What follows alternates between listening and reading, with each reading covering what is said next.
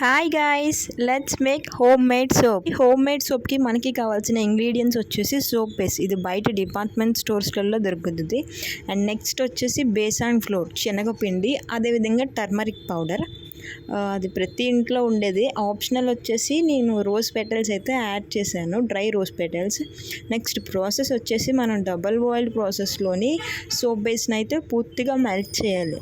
అలా మెల్ట్ అయిన సోప్ బేస్లో వచ్చేసి 2 full tablespoon of besan flour and అలానే half tablespoon of turmeric powder add చేసి లంప్స్ లేకుండా అదే విధంగా మనం కలుపుతూ ఉండాలి.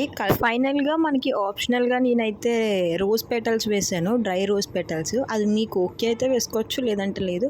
అలా వేసిన తర్వాత మనకి కావాల్సిన విధంగా అయితే ఇలా వస్తుంది.